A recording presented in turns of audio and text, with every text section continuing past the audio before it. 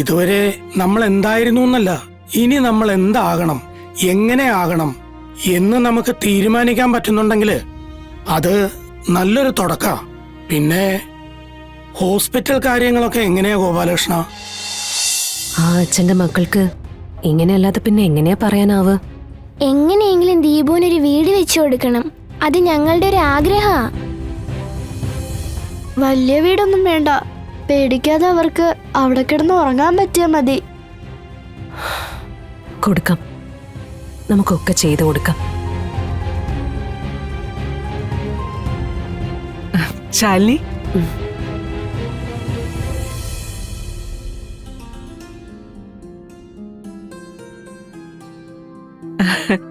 അമ്മയും മക്കളും കൂടെ ചോറൊന്നും ഉണ്ണാതെ ഇവിടെ വന്നിരിക്കുക. കൂട്ടുകാരന് വീടില്ലാത്തതുകൊണ്ട് രണ്ടുപേർക്കും സങ്കടം. അതിന് പരിഹാരം ഉണ്ടാക്കാമെന്ന് പറഞ്ഞുകൊണ്ടിരിക്കുകയായിരുന്നു. വന്ന് ഭക്ഷണം കഴിച്ചിട്ടേ എത്ര വേണമെങ്കിലും സംസാരിച്ചോണ്ടിരിക്കാലോ. വാ മക്കളെ, വാ വന്നേ. പിന്നെ മോളെ, വിഷ്ണുവിന്റെ ഇൻഷുറൻസ് മുടങ്ങിയെന്നും പറഞ്ഞുകൊണ്ടുള്ള പേപ്പറാ. അവനിനി ഇതൊന്നും അടയ്ക്കുമെന്ന് എനിക്ക് തോന്നുന്നില്ല. അല്ല, എങ്ങനെ അടയ്ക്കാന്? കുടുംബവും വേണ്ട, കുട്ടികളും വേണ്ട എന്നൊക്കെ പറഞ്ഞ് നടക്കുന്നവനൊക്കെ ഇൻഷുറൻസിന്റെ പണമൊക്കെ അടയ്ക്കൂ? മോൾ അതെന്താണെന്ന് വെച്ചാ ചെയ്യ്. മക്കള് വാ വാ.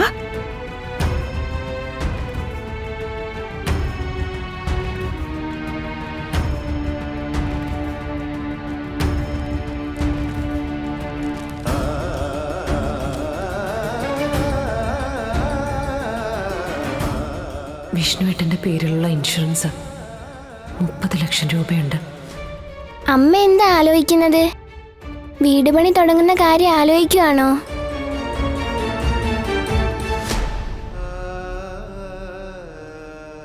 അതെ, വീട് പണിക്കുള്ള പണം എങ്ങനെ ഉണ്ടാക്കുമെന്ന് ആലോചിച്ചതാ. അപ്പോഴേക്കെന്തേ നിങ്ങളുടെ അച്ഛൻ തന്നെ അതിനുള്ള വഴിയും കാണിച്ചു തന്നു. അപ്പൊ അച്ഛൻ വരുമോ? അച്ഛൻ വന്നില്ലെങ്കിലും മക്കളുടെ ആഗ്രഹം സാധിക്കാനുള്ള വഴി ഉണ്ടാക്കിയിട്ടുണ്ട്. കണ്ടോ, 30 ലക്ഷം രൂപയുണ്ട്. ഇതുകൊണ്ട് പപ്പി പറഞ്ഞ പോലൊരു വീട് സുന്ദരമായിട്ടുണ്ടാക്കാം. ശാലിനി, കുട്ടികളെ കൊണ്ട് ഭക്ഷണം കഴിക്കാൻ വാ. അതെ, വരുന്നു. വാ, സത്യാമ്മ വിളിക്കുന്നു, വാ. അപ്പോ വീടിന്റെ കാര്യം സെറ്റല്ലേ? ഓ, സെറ്റ്.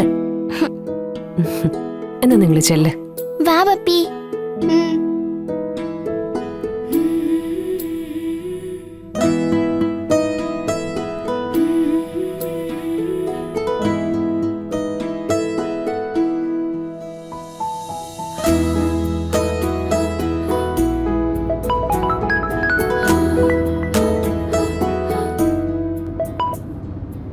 ആ മാഡം പറഞ്ഞോളൂ. ആ അനു, ഒരാൾ മരിച്ച അയാളുടെ ഇൻഷുറൻസ് തുക കിട്ടാനുള്ള ഫോർമാലിറ്റീസ് എന്തൊക്കെയാണെന്നൊന്ന് അറിയണം. അറിയാം മാഡം. ആ ഇൻഷുറൻസിന്റെ ഡീറ്റെയിൽസ് എനിക്കൊന്ന് അയച്ചു തന്നാൽ മതി. ആ ഓക്കെ. മാഡം, ഇത് ആർക്ക് വേണ്ടിയാ? ഇത് എൻ്റെ ഒരു ഫ്രണ്ടിന് വേണ്ടിയിട്ടാ. പറ്റുമെങ്കിൽ നാളെ തന്നെ കാര്യങ്ങൾ അറിയണം. ആ, തീർച്ചയായിട്ടും പറയാം മാഡം.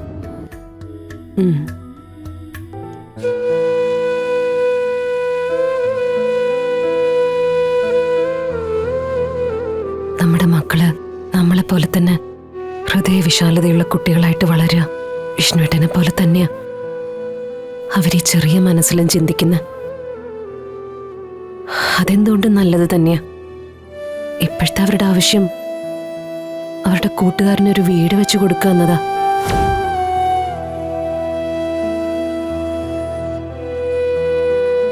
സർക്കാർ തലത്തിൽ നീങ്ങിക്കഴിഞ്ഞാൽ ഒരുപാട് കാലതാമസം എടുക്കും. ഞാനിപ്പോ പെട്ടെന്ന് നടക്കാൻ വേണ്ടി വിഷ്ണുവേട്ടന്റെ ഇൻഷുറൻസ് തുക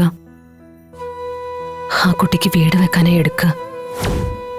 മക്കൾക്ക് വേണ്ടി അച്ഛൻ കൊടുക്കുന്ന സമ്മാനം ആവട്ടെ കൂട്ടുകാരന് പണിത് കൊടുക്കുന്ന ഈ വീട്.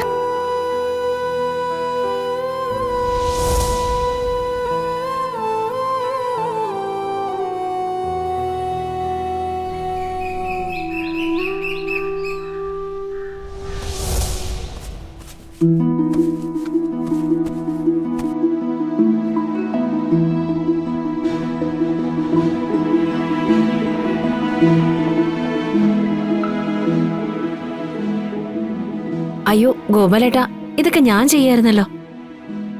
ശാരദ ഉണ്ടായിരുന്നപ്പം ശാരദ എങ്ങനെയൊക്കെയാണോ കട നോക്കിയിരുന്നത് അതുപോലെയൊക്കെ നോക്കാനാണ് എൻ്റെയും തീരുമാനം. ഇവിടെ ജോലി ചെയ്യുന്നവർക്ക് ഇവിടുത്തെ ജോലി കൂടുതലാണെന്ന തോന്നൽ പോലും ഉണ്ടാവരുത്. ശാരദാമ്മ ഉണ്ടായിരുന്നപ്പോഴും ഞങ്ങളെ കൊണ്ട് അങ്ങനെ ഓവറായിട്ട് പണിയൊന്നും എടുപ്പിക്കില്ലായിരുന്നു. അത് തന്നെയാണ് ഞാനും പറയുന്നത്. ഒരാളും കുറ്റം പറയരുത്. ശാരദ ഇല്ലാത്തതിൻ്റെ ഒരു കുറവുണ്ടാവരുത്. പിന്നെ എല്ലാ കാര്യത്തിനും ശാന്തയുടെ ഒരു ശ്രദ്ധ ഉണ്ടാവുകയും വേണം. അത് പിന്നെ എന്നോട് പ്രത്യേകം പറയണോ ഗോപാലേട്ടാ? ഞാൻ എന്റെ സ്വന്തം സ്ഥാപനം പോലെയാ കുടുംബശ്രീ ഹോട്ടൽ നോക്കുന്നത്. ഈ ഹോട്ടലുണ്ടെങ്കിലേ എനിക്ക് പണിയുണ്ടാവും. എനിക്ക് പണിയുണ്ടെങ്കിലല്ലേ എന്റെ കുടുംബം നന്നായിട്ട് കഴിയുള്ളൂ. ആ ഒരു ബോധം എനിക്ക് എപ്പോഴും ഉണ്ട്. നന്നായി ഗോപാലകൃഷ്ണ. ഇടയ്ക്ക് ഇങ്ങനെ ആണുങ്ങളുടെ കൈകളും ഹോട്ടലിന്റെ പ്രവർത്തനത്തിൽ വരണം. ഒരു നാഥനില്ലാത്ത കളരിയായി കുടുംബശ്രീ ഹോട്ടൽ മാറരുതെന്ന് ഒരു പ്രാർത്ഥന ഉണ്ടായിരുന്നു. ഗോപാലകൃഷ്ണൻ സ്വയം ഹോട്ടലിന്റെ നടത്തിപ്പിനായി തുനിഞ്ഞിറങ്ങിയെന്ന് മനസ്സിലാക്കിയപ്പോ പ്രാർത്ഥന ഫലിച്ചു എന്ന് തന്നെ പറയാം. ശാന്തേ, ഒരു ചായ ആയിക്കോട്ടെ, മധുരം അധികം വേണ്ട. ആ ശരി.